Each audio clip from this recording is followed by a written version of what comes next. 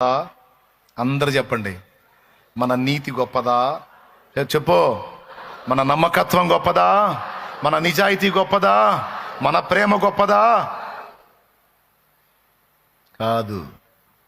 ఏదన్నా నమ్మకంగా ఉన్నాము అంటే ఆయన కృప, ఏదన్నా పరిశుద్ధంగా ఉన్నామంటే ఆయన కృప, ఏదన్నా నీతిగా ఉన్నామంటే ఆయన దయ. ఎవరైనా మనకంత సాయం చేశారంటే వాళ్ళకి ఆ మనసు పుట్టించింది ఆయన. టోటల్గా ఎటన్నా తిరిగిరా, కేంద్రంలో ఎవరు ఉండాలి? అది దేవునికి స్తోత్రం. నువ్వు ఎటన్నా తిరుగు, కేంద్రంలో ఎక్కడ ఉండాలి?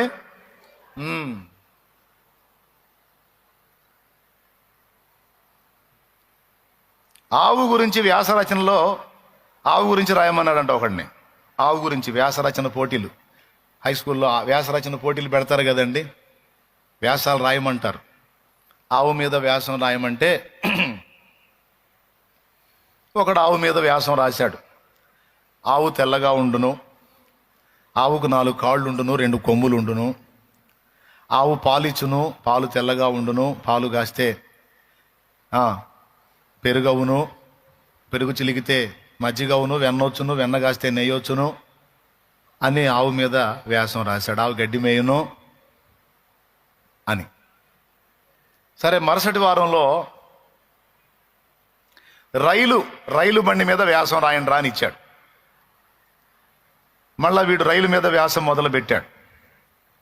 రైలు మీద వ్యాసం మొదలుపెట్టి, రైలు పట్టాల మీద నడుచును, రైలు అనేక బోగీలుగా ఉండును, రైల్లో కూర్చొని బయట వైపు చూస్తే పొలాలు కనపడును, పొలాల్లో ఆవు ఉండును, ఆవు తెల్లగా ఉండును, ఆవుకి 4 కాళ్ళు ఉండును, ఆవుకు 2 కొమ్ములు ఉండును, ఆవు పాలు ఇచ్చును, పాలు కాగబెడితే పెరుగవును, పెరుగు చిలికితే మజ్జిగవును, మజ్జిగలో వెన్నొచ్చును, వెన్న కాస్తే నెయ్యి అవును అని మొదలుపెట్టాడు. మరి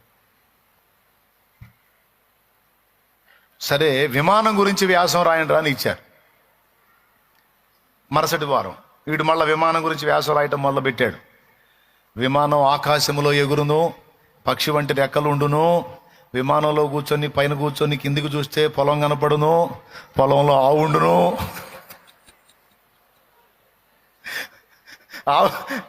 ఆవుకు 4 కాళ్ళు ఉండును, 2 కొమ్ములు ఉండును, ఆవు పాలిచ్చును, పాలు కాస్తే పెరుగవును, పెరుగు చిలికితే మజ్జిగవును.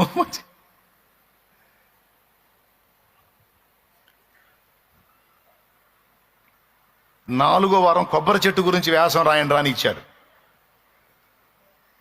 కొబ్బరి చెట్టు పొలాల మీద ఉండును, కొబ్బరి చెట్టు కొబ్బరికాయలు వచ్చును, కొబ్బరి మట్టలతో చీపురు పుల్లలు తీసి చీపురు కట్టలు చేయును,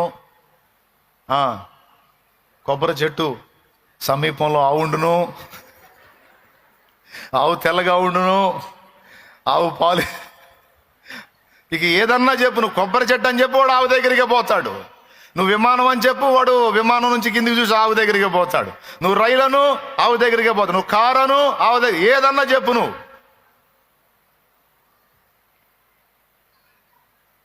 ఏదన్నా చెప్పు, ఫైనల్లో వాడు ఎక్కడికి పోతాడు? అట్లుండాలి మనం. దేవునికి స్తోత్రం కలుగును గాక.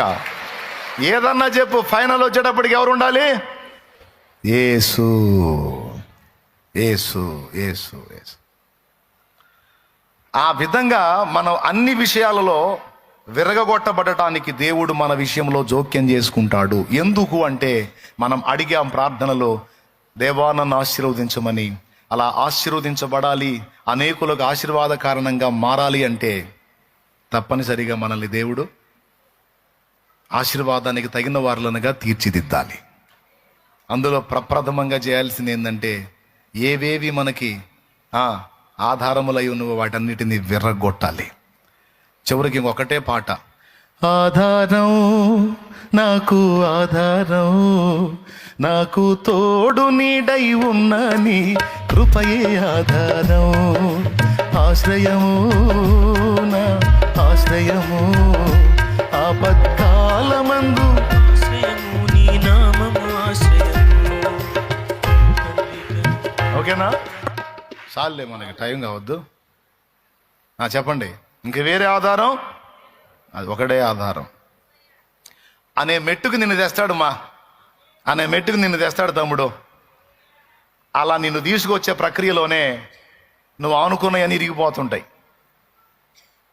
ఇప్పుడు అర్థమైందా నీకు ఎందుకు ఇలాంటి దెబ్బలు తగులుతున్నాయో?